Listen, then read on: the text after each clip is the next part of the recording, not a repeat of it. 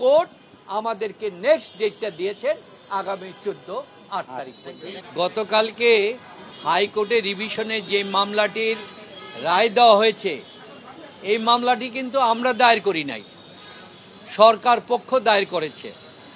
এবং এই মামলা দায়ের করার পরে নিয়ম অনুযায়ী আজকে হচ্ছে ডেট, এটা আইনের বিধান হচ্ছে আত্মপক্ষ সমর্থনের সুযোগ দিতে হবে, কনস্টিটিউশনে আছে।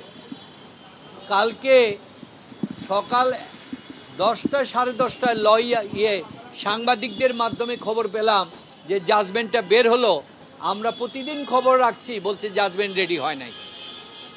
তারপরে আমরা এসে, যেহেতু এই জাজমেন্টের বিরুদ্ধে তো আমার আপত্তিটা আমাদের বলতে হবে, আমরা সার্টিফাইড কপি তোলার জন্য গিয়ে বললাম, আমাদের সার্টিফাইড কপি দিল না।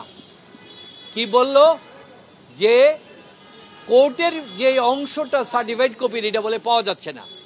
কোর্টেরটা পাওয়া গেল কি না পাওয়া গেল সেটা তো আমাদের বিষয় না, আমার অংশটা নিবে, আমাকে সার্টিফাইড কপি দিবে। একটা পার করে দিল, আমাদের সার্টিফাইড কপি দিল না। চেম্বার জজের টাইম পার হয়ে গেল।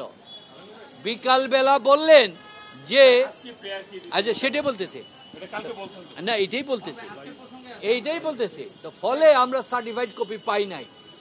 আজকে এসে দেখলাম কালকে কোর্টকে, এই লেবার কোর্টকে সার্টিফাইড কপি পাঠিয়ে দিছে, সরকারও পেয়ে গেল, কিন্তু যার বিরুদ্ধে অভিযোগ সেই সার্টিফাইড কপি পেলাম না। তাই কোর্টের কাছে আমরা প্রার্থনা দিলাম যে আমার আইনগত অধিকার, আমরা আপিল বিভাগে যাব, আমরা সেটার বিরুদ্ধে আমরা প্রতিকার চাব। আমাদের 1 মাসের সময় দেওয়া হন।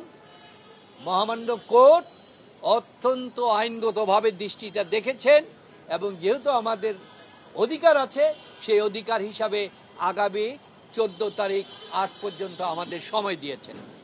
আর পাশাপাশি আমরা কোর্টের কাছে আরেকটা আবেদন করেছি, আমাদের পূর্ণাঙ্গ জামিন দেওয়ার জন্য। তার কারণ হিসাবে আমরা উল্লেখ করেছি, আপিল আদালতে কখনো আসামির উপস্থিতি লাগে না, কারণ এটা বিচারিক আদালত না।